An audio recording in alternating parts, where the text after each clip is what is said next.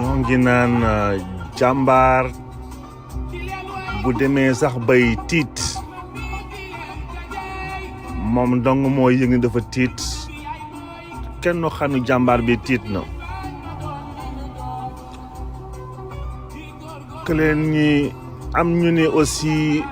bu fekkee cawarte ci xel lay nekk jàmbaar ci boppam njàmbaarte ci boppam ci deret lay jóge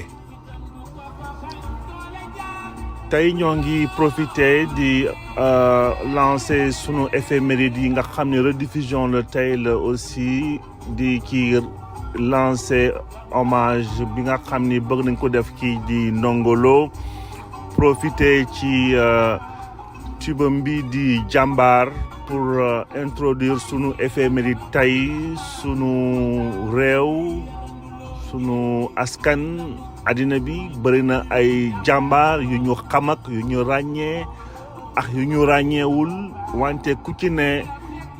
ci tolluwaayam ci dimension ba mu nekkoon liggéeyee na lu ëpp jëmmam donc di lancer sunu éphéméride tey di sargal ci yenn ñi nga xam ne de temps en temps suñu xel dem si ñoom des leen ci seen dundin ak ci seen wàññeeku ci àdduna bi fii di leen nuyu bu baax a baax di amaat toujours mbégte ñëwaat ci espace bi profiter ci pour bokk ak yéen sunu état d'esprit sunu yéene ci sunu réew sunu yéene ci nit sunu gis-gisu àdduna boo xam nag bien entendu en aucun cas nekkul loo xam ni ay position la ñuy imposer kenn souvent li ci ëpp sax c'est une invitation à la réflexion donc tey Ndongo Lo tey la bésum Ndongo Lo tey la fi wàññeeku woon un 16 janvier dinañ koy fa rendre hommage ci sunu fin wu éphéméride d'ailleurs li ñuy lancer dès maintenant.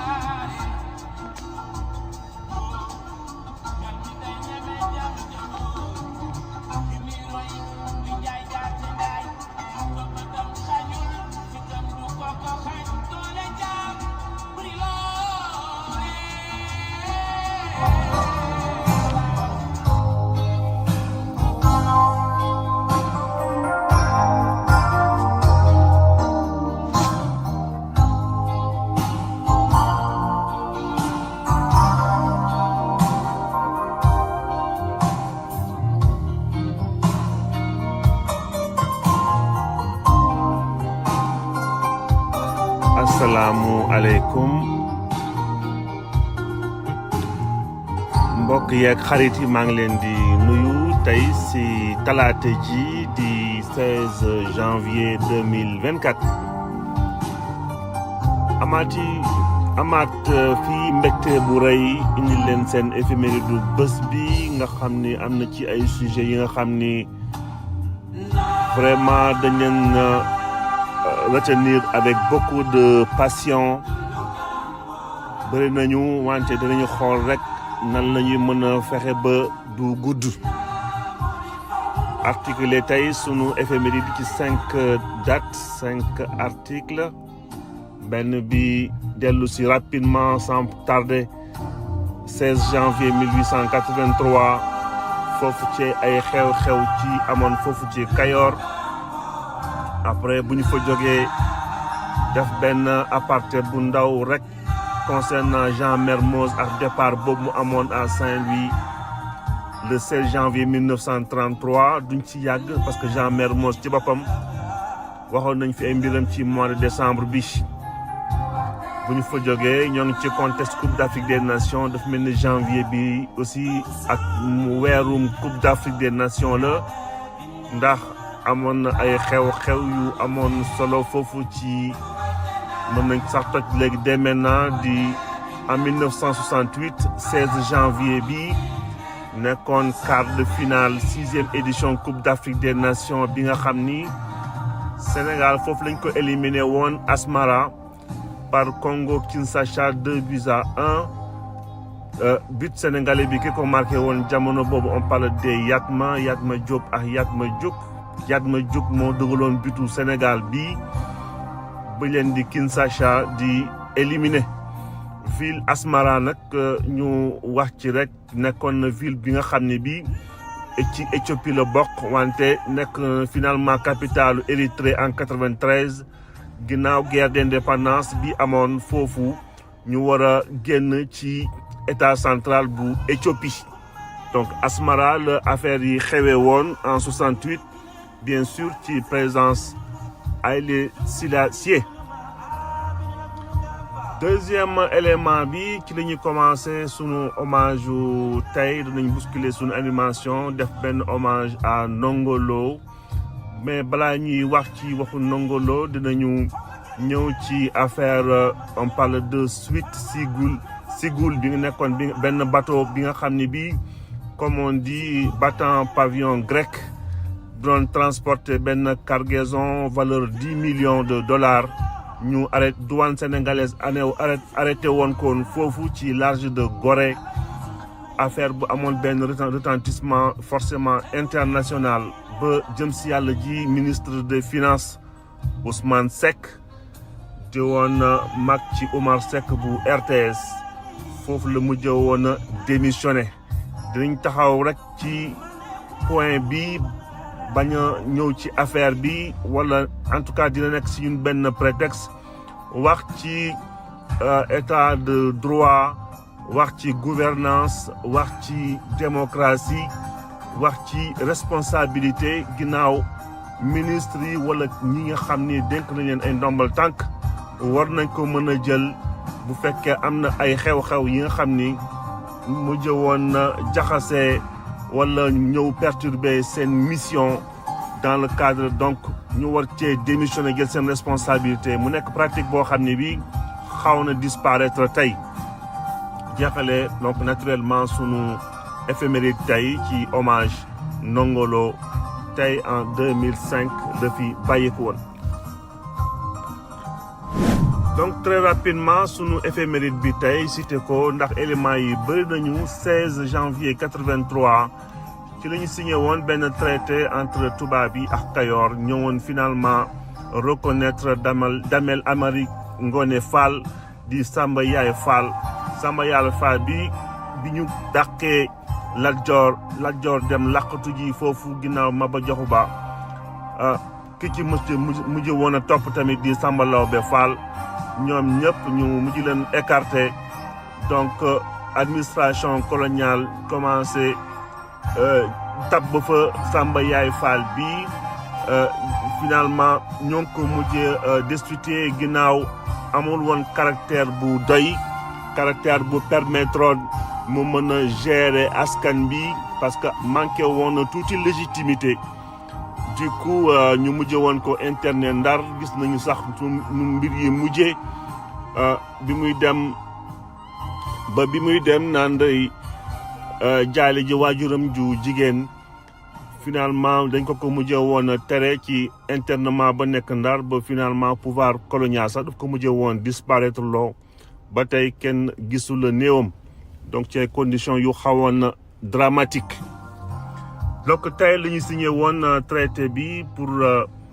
installer ko ginnaaw bi ñu écarté donc en 83 août 83 finalement le tubaab bi mujjee réinstallé wala bokk installé définitivement foofu Samba Lawbe Fall xam nañu ginnaaw gi aussi Lat Joor mujj woon na dellu siwaat après ay négociations yu am solo. deuxième éphéméride bi tey daf ñuy yóbbu ci Jean Mermoz tey la nekkoon départ foofu vol d'essai bi nga xam ni bii moo ko doon traversé l'Atlantique jógee Sénégal dem Brésil donc jóge woon na donc c'est en 1933 li nekkoon vol d'essai bi 24 mai 34 nekkoon première livraison ci aéropostale bi à bord de trimoteur Arc-en-Ciel donc mujj woon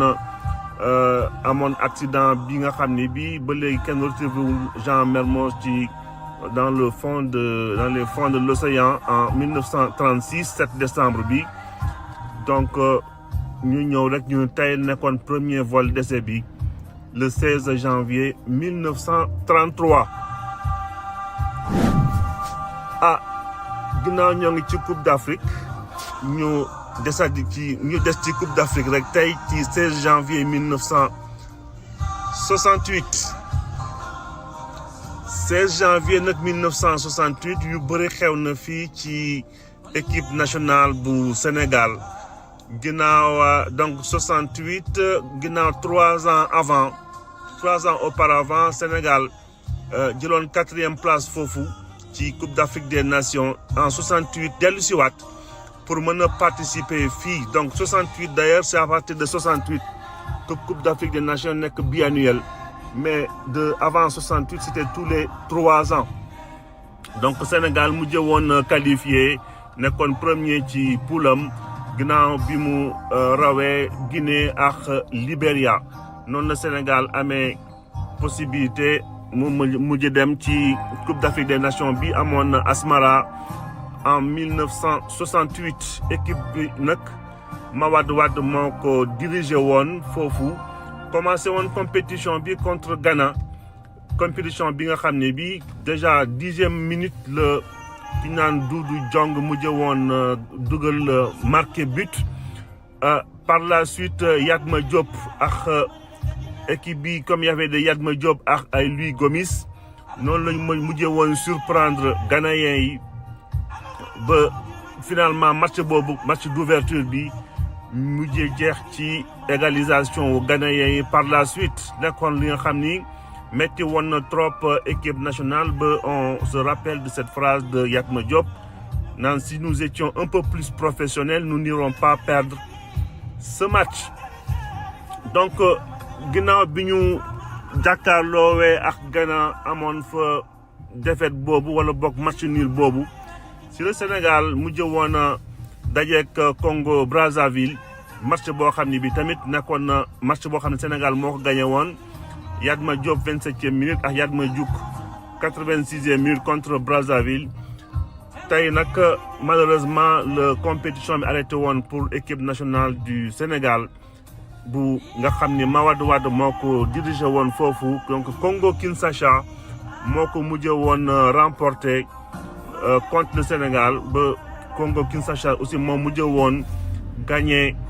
Coupe d'Afrique des Nations boobu mujj woon dóor Ghana donc loolu la ñu doon wax ci Coupe d'Afrique des Nations bi tey la Asmara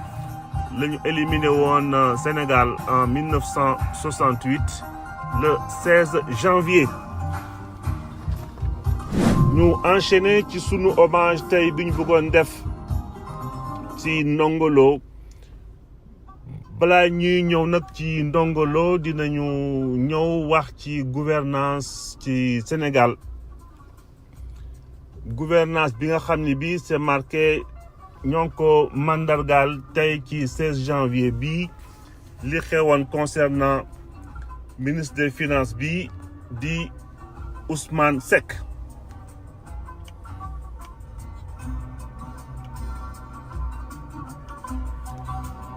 Le 16 janvier ñoo ngi koy wax léegi Ousmane Seck donc affaire de suite Sigoul bi bateau bi nga xam ne bi dafa doon transporter lu toll ni ci 10 millions de dollars c'est pas été précisé de lu mu doon transporter exactement en tout cas amoon na benn scandale boo xam ne bi ça concernait le ministre des finances Ousmane Seck mu mujjee woon a démissionner donc démissionner avec le courage de démissionner pour laisser la justice bien entendu faire son travail librement boo gisee ñu taxaw tey ci wax ci ñi nga xam ni dañ leen dénk ay responsabilités comme ay responsabilités ministérielles nga xam ni bu ay scandale mu daawoon a am dañuy jël seen responsabilité démissionner comme souvent comme on dit mettre à l'aise le travail de justice parce que les pouvoirs sont séparés mais souvent exécutif dafay encombrant ci liggéeyu justice di ko influencer. C'est pour ça qu'on voit beaucoup de cas de corruption et de manque de liberté de la justice. Ginnaaw procureur directement assujetti au ministre de la justice bi nga xam ne bi directement lié à l'exécutif. Ils ont un droit de l'écrit. Droit de l'écrit mooy li nga xam ne ministre de la justice moo koy jox ordre ñu war a instruire ay dossiers contre des citoyens wala contre des prévenus wala ñi nga xam ne am na lu ñuy def.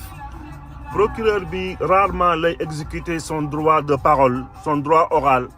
parce que mën na dem ba ci biir tamit plaider relax ki nga xam ne bii am na lu ñu koy tuumaal wante ça se passe rarement comme ça à cause des pressions de gauche de partout. ñu ñëw tey ci ay cas yi nga xam ne des gens qui ont quand même pris le courage, qui ont eu le courage de démissionner pour laisser la justice faire son travail comme il le faut. Mooy cas bi ci cas Ousmane Seck di ko rendre fii hommage parce que c'était un cas courageux en 79 déjà. On parle de démocratie bi nga xam ne tey ñàkk nañ ko en tout cas ci aspect boobu. Donc Ousmane Seck doon wax nañ ko léegi gi grand frère ci Oumar Seck nekkoon foofu ci RTS. ñëw ci ay cas Pape Ousmane Sakho de la même manière bras de fer bu mu amoon ak Habib Thiam si jamono boobu ci cadre privatisation totale ou partielle de Senelec ñoom ñaar déggoowuñ ci woon parce que Pape Ousmane Sakho était plutôt pour une privatisation totale. xëy na gis-gisu Abdou Diouf ak Habib Thiam précisément c'était pas dans ce sens-là. Il a fallu que mu démissionner justement pour les mettre à l'aise parce qu'ils ne partageaient pas cette vision des choses. Donc loolu mi ngi xewe woon dans les années ci nguurum Abdou Diouf. On sait aussi que le 5 mai 2008 ku mel ni Cheikh Tidiane Sy dans le cadre des chantiers de Thiès nekkoon ministre de la justice sous Abdoulaye Wade ak jaxasoo bi amoon foofu ci dossier chantier de Thiès moom tamit dafa mujjee woon a démissionné. 2002 on parle aussi ci bateau le Joola bi nga xam ne bi on a eu la démission de Youssouf Sakho chargé département équipement ak transport. Youba Sambou ministre des forces armées moom tamit directement mise en cause ci gouvernement mujjee woon a démissionné ci gouvernement Mame Madior Boye. bëri na ci beneen exemple rek Abdoulaye Sow en 2009 ministre du budget moom tamit nekkoon en désaccord ak président Abdoulaye Wade sur ce qu'on appelle les avances de trésorerie mujjoon a démissionné parce que bëggul woon nekk koo xam ni dañ koy tudd ci ce qu'on appelle les dépenses non autorisées ak loo xam ni finalement on l'a accusé de blanchiment d'argent ci cadre ce qu'on appelle l'affaire opposant le commissariat à l'aide alimentaire société de manutention et de transit Somi-Kowa ñu mujj woon ko fa créer ay coow. Donc déjà ça a commencé à se corser déjà ci période boobu ba finalement on sait qu'aujourd'hui il y a eu beaucoup de scandales yi nga xam ne ay postes ministériels te amul benn démission bu officielle bi nga xam ne noté nañ ko ci cadre boobu. loolu lañ doon wax ci gouvernance état de droit ak démocratie. Souligner que dans le passé il y a eu des responsables qui ont pris le courage à main pour jël seen responsabilité démissionner ci li nga xam ne moomuñu ko woon dañ leen ko dénkoon. Donc di jeexalee fii ci cadre scandale bi bi xewoon le 16 janvier 1979 mu concerné woon ministre des finances Ousmane Seck. ñu enchaîner sunu éphéméride tey di rendre hommage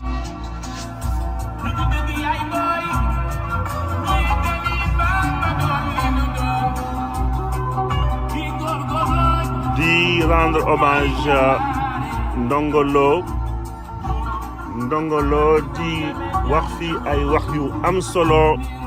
ci ñi di bañ tant que ñi ngi mën a bañ di bañ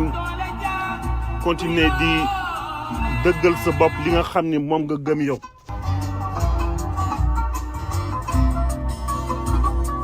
donc Ndongo Lo ñoo ngi ko ñàkkoon le 16 janvier 2005 à l'âge de 30 ans nekkoon un jeune artiste bu marqué woon jamonoom bu marqué woon époque am xamee woon ko ci mbaax générosité ak woyof ginnaaw talent bi mu amoon ci baat bu neex bi tey bëggoon nañ ko rendre rapidement hommage ndax dafay symboliser quelque part ñi xam un peu sama ay registre di symboliser un peu la résistance di ci way bi particulièrement d'ailleurs di symboliser jàmbaar donc jàmbaar résistance dëggal sa bopp donc loolu lañ mënoon wax tey ci cadre bi hommage bi di ko rendre Ndongo Lo jeexale fii sunu éphéméride tey di vous souhaiter di leen ñaanal bésum jàmm ba ëllëg ñu ñëwaat fii yàggale waxtaan bi incha allah.